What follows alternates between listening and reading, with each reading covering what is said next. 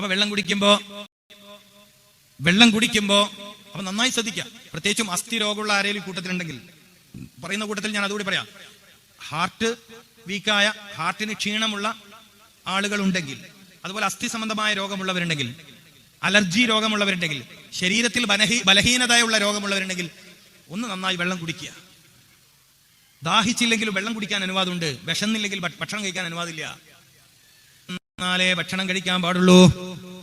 വിശന്നാലേ ഭക്ഷണം കഴിക്കാൻ പാടുള്ളൂ. ദാഹമുണ്ടെങ്കിലും ഇല്ലെങ്കിലും വെള്ളം കുടിക്കണം. അപ്പൊ രോഗം വരാതിരിക്കും. ഗർഭിണികൾ നന്നായി വെള്ളം കുടിക്കണം.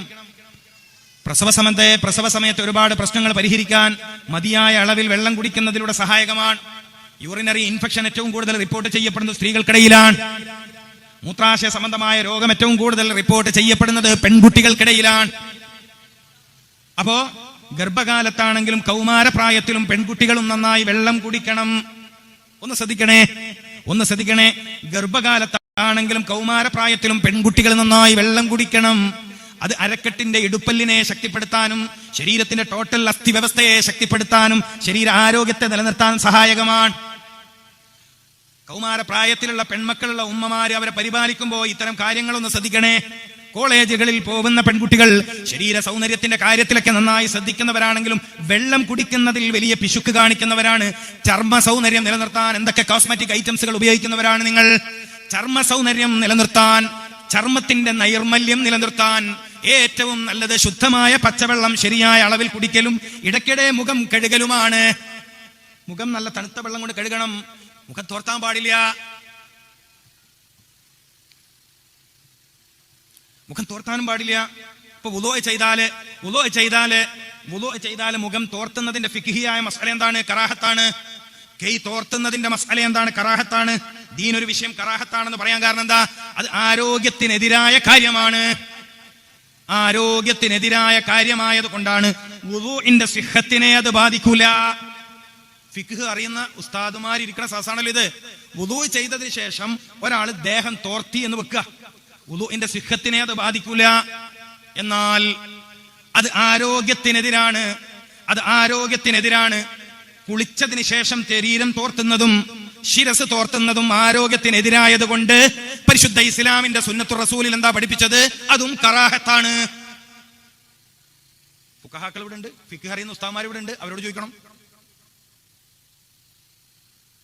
കുളിച്ചാൽ ശരീരം തോർത്തുന്നതിന്റെ ഹുക്കം എന്ത്? ജായിസ്, ഹലാല്, സുന്നത്ത്, ഹറാമ്, കറാഹത്ത് നിങ്ങൾ പരിശോധിക്കും. സുന്നത്തിനെതിരാണ്. എന്തുകൊണ്ട്? ഹൃദയത്തെ ക്ഷീണിപ്പിക്കും, മസ്തിഷ്കത്തെ ക്ഷീണിപ്പിക്കും. മസ്തിഷ്കത്തെ പ്രൊട്ടക്ട് ചെയ്ത മെനിഞ്ചസ് എന്ന ശിരോപാളിയെ, തലച്ചോറ് എന്ന് പറയില്ല, ഇവിടെ തലച്ചോറ് എന്ന് പറയില്ലേ, അതിനെ പ്രൊട്ടക്ട് ചെയ്യാൻ വേണ്ടി ഒരു നേരിയ ആവരണമുണ്ട്. നേരിയൊരു ആവരണം. മെനിഞ്ചൈറ്റിസ് കേട്ടിട്ടുണ്ടാവും. മെനിഞ്ചൈറ്റിസ് രോഗമാണ്. മെനിഞ്ചൈറ്റിസ് ഒരുപക്ഷെ മരണം പോലും സംഭവിച്ചേക്കാൻ സാധ്യതയുള്ള രോഗമാണ്. അപ്പൊ സ്ഥിരമായ അലർജി, തുമ്മൽ, മൂക്കൊലിപ്പ്, ജലദോഷം സഹിക്കാൻ പറ്റണില്ല. തുമ്മിയിട്ട് മൂക്ക് ധരിക്കാത്ത എന്തോ ഭാഗ്യത്തിനാ. അജാതി തുമ്മലൊക്കെ രാവിലെ എഴുന്നേറ്റാൽ തുമ്മുന്നവരുണ്ട്. കാമണിക്കൂർ, അരമണിക്കൂറൊക്കെ. ഒരു 1-2 ആഴ്ച ധൈര്യത്തോടെ കുളിച്ചിട്ട് തോർത്താതിരുന്ന് നോക്ക്. ധൈര്യം വേണം, മാനസിക ധൈര്യം വേണം. പിന്നെ തുമ്മലില്ല. നിങ്ങൾ ചെയ്തു നോക്കി, പിന്നെ തുമ്മലില്ല. നല്ലോണം പേടിയുണ്ടെങ്കിൽ കുളിച്ച് തീരുന്നത് വരെ, ഇതൊന്ന് ആറി കിട്ടുന്നത് വരെ വായക്കകത്ത് വെള്ളം വെച്ചാൽ മതി. ഇങ്ങനെ വായന്റെ അകത്ത് വെള്ളം വെക്കുക. കുളിച്ചതിങ്ങനെ ആറുന്നത് വരെ ആ വെള്ളം വായലുണ്ടായാൽ മതി. ശരിയായിക്കോളി.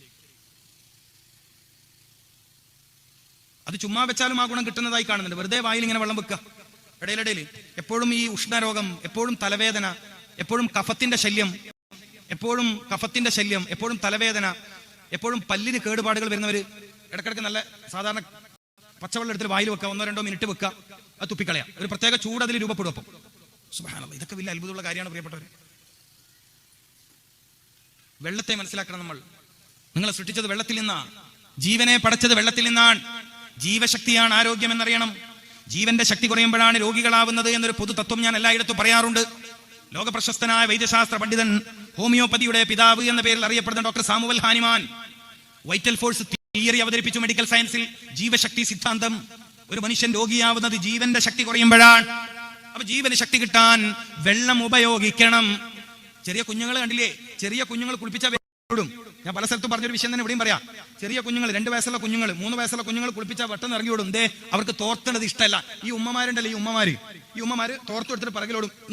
അവിടെ നിൽക്ക്, പനി പിടിക്കും. ഈ ഉമ്മമാരുടെ വിവരക്കേടോട് എത്ര കുട്ടികൾ ആരോഗ്യം പോയി അറിയോ? പഠിക്കേണ്ടത് പഠിക്കാതെ, അറിയേണ്ടത് അറിയാതെ, മനസ്സിലാക്കേണ്ടത് മനസ്സിലാക്കാതെ. കുട്ടികൾക്കത് ഇഷ്ടമല്ല, കുട്ടികൾ ഓടും. അള്ളാഹു ചിലത് പ്രകൃതിയാ തന്നെ മനുഷ്യനെ അങ്ങനെയാണല്ലോ.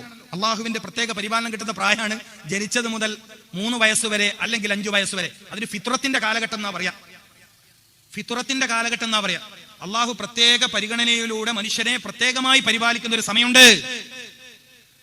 സുബ്ഹാനിയത്തിന്റെ പ്രായമാണത്, ഫിത്രത്തിന്റെ ഘട്ടമാണത്, മനസ്സിലും ശരീരത്തിലും ശുദ്ധത നിലനിൽക്കുന്ന കാലമാണത്. ചില മഹാന്മാർ പറയുന്ന ഒരു ജനിച്ചത് മുതൽ 3 വയസ്സ് വരെയാണ്, ചില ആൾ പറയുന്നത് 2 വയസ്സ് വരെ, ചില മഹാന്മാർ 5 വയസ്സ് വരെ. അവർക്കത് ഇഷ്ടമല്ല, അവർ ഇറങ്ങിയോടും. കുറച്ചു കാലം എപ്പോഴും മാസത്തിൽ 3-4 തവണയൊക്കെ പനിക്കുന്ന കുഞ്ഞുങ്ങൾ നിങ്ങളുടെ വീട്ടിലുണ്ടെന്ന് വെക്കുക. മാസത്തിൽ 3-4 തവണ പനിക്കുന്ന കുഞ്ഞുങ്ങൾ നിങ്ങളുടെ വീട്ടിൽ. ഇപ്പൊ ചില കുട്ടിയൊക്കെ അങ്ങനെയാണ്, മാസത്തിൽ ഒരിക്കലെങ്കിലും പനിക്കാത്ത കുഞ്ഞുങ്ങൾ ഇപ്പൊ എല്ലായിടത്തും കുറവാണ്. ഈ കുഞ്ഞുങ്ങളൊക്കെ ഈ ഒരു ക്രമത്തിൽ നിങ്ങളൊന്ന് പരിപാലിക്കി, പിന്നെ പനിയില്ല. പ്രതിരോധ ശേഷി കൂടി, ഹൃദയത്തെ സംരക്ഷിക്കുന്ന സ്റ്റെനോയിൽ സെല്ല്. നിങ്ങൾ ഇതൊക്കെ പറഞ്ഞാൽ മനസ്സിലാക്കാൻ കഴിവുണ്ടെന്ന് ഞാൻ വിശ്വസിച്ചിട്ട് ഇങ്ങനെയൊക്കെ പറയരുത്. സ്റ്റെനോയിൽ സെൽ ഹൃദയത്തെ പ്രൊട്ടക്ട് ചെയ്യുന്ന ഒരു പ്രത്യേക കോശമാണ്, സംവിധാനമാണ്. ഇതിനെ ശക്തിപ്പെടുത്താൻ കുളിച്ചിട്ട് നെഞ്ചത്ത് തോർത്താതിരിക്കണം. നെഞ്ചത്ത് വെള്ളം അവിടെ ഉണങ്ങണം. ആദ്യം തന്നെ തോർത്തൽ വിടുക.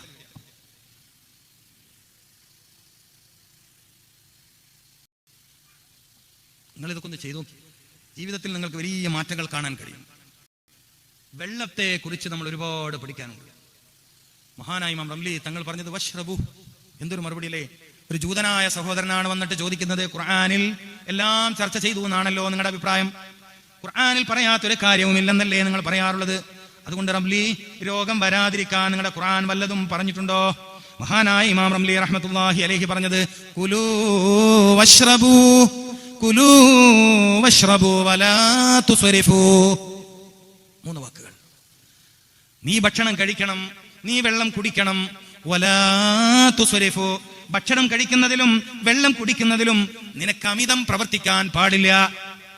ഈ 3 കാര്യങ്ങൾ നീ ശ്രദ്ധിക്കുമെങ്കിൽ നിനക്ക് കോപരോഗം വരില്ല, ശിക്ഷാരോഗം വരില്ല. നിങ്ങൾക്ക് മനസ്സിലായിട്ടുണ്ടാവൂലേ? കുലു, നീ ഭക്ഷണം കഴിക്കണം. വഷ്റബു, നീ വെള്ളം കുടിക്കണം. വലാ തുസ്രിഫു, ഭക്ഷണം കഴിക്കുന്നതിലോ വെള്ളം കുടിക്കുന്നതിലോ അമിതം പ്രവർത്തിക്കാൻ പാടില്ല. ഇന്നല്ലാഹ ലാ യുഹിബ്ബുൽ മുസ്രിഫീൻ, നിശ്ചയം അല്ലാഹു ഇസ്റാഫ് ചെയ്യുന്നവരെ ഇഷ്ടപ്പെടുന്നുമില്ല. അപ്പോ രോഗം വരാതിരിക്കാൻ ഭക്ഷണം കഴിക്കണം. അടുത്ത പോയിന്റിലേക്ക് പോവാൻ. രോഗം വരാതിരിക്കാൻ ഭക്ഷണം കഴിക്കണം. ഭക്ഷണം കഴിക്കണമെങ്കിൽ വിശപ്പുണ്ടാവണം. മദീനായിൽ രോഗികളില്ലാത്ത മദീന കണ്ടപ്പോ അത്ഭുതത്തോടെ രാജാക്കന്മാരെ ചികിത്സിക്കുന്ന റോമിലെ പ്രഗത്ഭന്മാരായ ഡോക്ടർമാർ ചോദിച്ചില്ലേ, എന്തേ മദീനയിൽ രോഗികളില്ലാത്തത്? എന്താ മറുപടി? കൃത്യമായി പോളിയോ വാക്സിൻ, ഗർഭം തുടങ്ങിയത് മുതൽ കൃത്യമായ ഇഞ്ചക്ഷൻ. എന്താ പുതിയ കാലത്തെ ആരോഗ്യ പരിചരണം? ഈ പുതിയ കാലത്തെ ആരോഗ്യ പരിചരണം? കുട്ടി ജനിക്കുന്നതിന് മുന്നേ എത്ര ഇഞ്ചക്ഷനായി ഉമ്മമാരുടെ ശരീരത്തിൽ കയറണത്, കുട്ടിയൊക്കെ രോഗം വരാതിരിക്കാൻ. എന്താ വാക്കല്ലേ? ആയിക്കോട്ടെ, നല്ല കാര്യം, ഗുണപ്രദമാണെങ്കിൽ നല്ല കാര്യം. പെണ്ണ് ഗർഭിണിയായി എന്നറിഞ്ഞത് മുതൽ മരുന്ന് സേവ തുടങ്ങൂലേ പുതിയ സമൂഹത്തിൽ? പ്രസവം വരെ മരുന്ന്, പ്രസവിച്ചാലും മരുന്ന്. പിന്നെ കുഞ്ഞുങ്ങൾക്ക് വ്യത്യസ്ത രീതിയിലുള്ള കുത്തിവെപ്പുകൾ. എന്നിട്ടും എന്റെ ചോദ്യം, നിങ്ങളിലെ കഴിവുള്ളവർ മറുപടി തരണം, എന്നിട്ടും എന്തു മാറ്റം അവിടെ ഉള്ളത്? കുട്ടികളെ ചികിത്സിക്കുന്ന ഡോക്ടർമാർക്ക് കഞ്ഞി കുടിക്കാൻ വരെ സമയം കിട്ടില്ല. ചില സ്ഥലത്തിൽ ടോക്കൻ 2 മാസം മുമ്പ് ബുക്ക് ചെയ്യണം എന്ന് പറഞ്ഞതിന്റെ അർത്ഥം നായക്ക് നോക്കാൻ ഇഷ്ടമില്ലായിട്ട് 60 ദിവസം കഴിഞ്ഞിട്ട് നോക്കാന്ന് പറയുന്നൊന്നല്ല, അത്രയും രോഗികളെ കൊണ്ട് നിങ്ങളെ നോക്കാൻ സമയം കിട്ടുന്നില്ല എന്നാ. ചില സ്ഥലത്തിൽ 6 മാസം മുമ്പ് ബുക്ക് ചെയ്യണം, അപ്പോഴത്തേക്ക് രോഗി ജീവനോട് ഉണ്ടായ ഭാഗ്യം. ഇത്രയൊക്കെ ശ്രദ്ധിച്ചിട്ടും, ഇത്രയൊക്കെ പരിചരിച്ചിട്ടും, ഇത്രയൊക്കെ കാര്യങ്ങൾ ചെയ്തിട്ടും എന്ത് മാറ്റാ ഉണ്ടായതെന്ന് ചോദിച്ചാൽ മറുപടി പറയാൻ കഴിവുള്ള ആരെങ്കിലും ഉണ്ടോ? ഒരു മറുപടി പറയട്ടെ, എന്താ മാറ്റം ഉണ്ടായത്? ആർക്കാ രോഗത്തിൽ കുറവ്?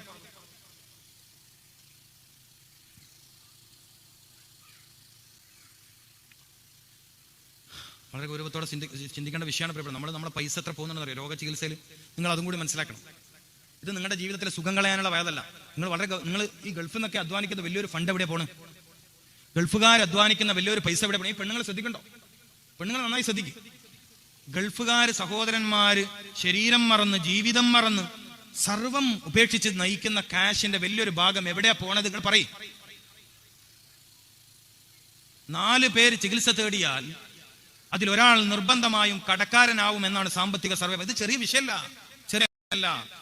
നിങ്ങൾ നിസ്സാരമായി കാണരുത്. ഇത് ചെറിയ വിഷയമല്ല.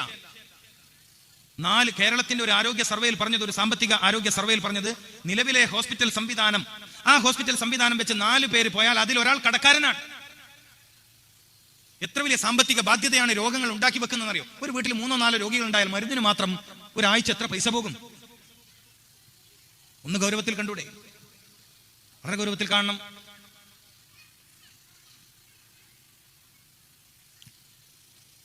അപ്പൊ രോഗം വരാതിരിക്കാനുള്ള മാർഗങ്ങൾ പഠിക്കണം. രോഗം വരാതെ സൂക്ഷിക്കാനുള്ള മാർഗങ്ങൾ പഠിക്കണം. കാരണം വന്ന് പിടികൂടിയാൽ നമുക്ക് പരിചയമുള്ള വഴികളിൽ രോഗങ്ങൾ ശിഫയാകുന്നത് വളരെ കുറവാ. ഇത് നിങ്ങളുടെ അനുഭവം ഞാൻ പറയേണ്ടതില്ല. നിങ്ങളുടെ അനുഭവം ഞാൻ എന്തിനു പറയണം? അപ്പൊ പിന്നെ രോഗം വരാതെ സൂക്ഷിക്കലാണ് നല്ലത്. അതിന് ഏറ്റവും നല്ല വഴി പറഞ്ഞത് വിശുദ്ധ ഖുർആൻ. വിശുദ്ധ ഖുർആൻ പറഞ്ഞ വഴി എന്താണ്? മിക്ക ആളുകളും രോഗികളാവുന്നത് വയറ് ശ്രദ്ധിക്കാത്തത് കൊണ്ടാണ്. ഇത് നമ്മുടെ അനുഭവത്തിലുള്ള കാര്യമാണ്. മദീനയിൽ എന്താണ് രോഗികളില്ലാത്തത് എന്ന് ചോദിച്ചപ്പോൾ അവര് വിശന്നാൽ മാത്രമേ ഭക്ഷണം കഴിക്കാറുള്ളൂ, ഭക്ഷണം കഴിച്ചാൽ അവർക്ക് വയറ് നിറയാറില്ല, അതുകൊണ്ട് തന്നെ എന്റെ മദീനയിൽ രോഗികളില്ല.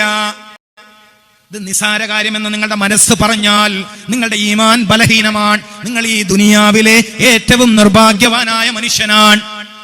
നിങ്ങൾ ഈ ഭൂമികയിലെ നിർഭാഗ്യവാനായ മനുഷ്യനാണ്. മദീനയിൽ എന്തേ രോഗികളില്ലാത്തത്? വിശന്നാലേ ഭക്ഷണം കഴിക്കാറുള്ളൂ, ഭക്ഷണം കഴിച്ചാൽ വയറ് നിറയാറില്ല.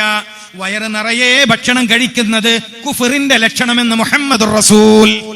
ഞാൻ അതിനപ്പുറം പറയണോ? ഞാൻ അതിന്റെ അപ്പുറം പറയണോ? ഒരു മുഅ്മിൻ, ഒരു സത്യവിശ്വാസി ഒരു വയറ് നിറയാനുള്ള ഭക്ഷണം കഴിക്കുമ്പോൾ ഒരു സത്യനിഷേധി 7 വയറ് നിറയാനുള്ള ഭക്ഷണം കഴിക്കുമെന്ന് മുഹമ്മദുർ റസൂൽ. ദയവ് ചെയ്ത് ഉമ്മമാരോട് പറയാനുള്ളത്, വയറ് നിറയെ കുഞ്ഞുങ്ങളെ ഭക്ഷണം കഴിക്കാൻ പരിശീലിപ്പിക്കരുത്. ദയവ് ചെയ്ത് നിങ്ങൾ ഇത് ഏറ്റെടുക്കണേ. കുഞ്ഞു പ്രായത്തിലെ അല്പ ഭക്ഷണം കഴിച്ച് ശീലിപ്പിക്കണേ. ഏറ്റവും വലിയ അദബ് ഭക്ഷണത്തിലാ പഠിപ്പിക്കേണ്ടത്. ഏറ്റവും വലിയ അദബ് ഭക്ഷണത്തിലാ പഠിപ്പിക്കേണ്ടത്. വയറ് നിറഞ്ഞ് ഭക്ഷണം കഴിക്കുന്ന കുട്ടിക്ക് തന്റെ മാതാപിതാക്കളെ അനുസരിക്കാൻ കഴിയൂല. വിഷയം മനസ്സിലായിട്ടില്ല? അത് മനസ്സിലായിട്ടില്ല? നിങ്ങൾക്ക് തിരിഞ്ഞിട്ടില്ല. പലരുടെയും പരാതി, കുട്ടികൾ തിന്നുന്നില്ല.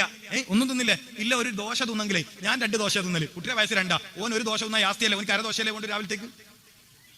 മനസ്സിലായിട്ടില്ല? ഒരു 5 വയസ്സ് വരെയുള്ള കുട്ടി രാവിലെ ഒരു 10 തന്നെ ഓവറാണ്. നിങ്ങൾക്ക് ബേജാറാവുന്നുണ്ടോ? ഭക്ഷണം മുടക്കുന്ന വേദാ പറയണത്. ബേജാറാവുന്നുണ്ടോ? ബേജാറ് പേര് എനിക്കറിയാം. ഒരു 5 വയസ്സ് വരെയൊക്കെയുള്ള കുട്ടി ഒരു 10 തിന്നാൽ തന്നെ ഓനിക്ക് ഉച്ചവരെ കിട്ടുന്ന എനർജി ആയി.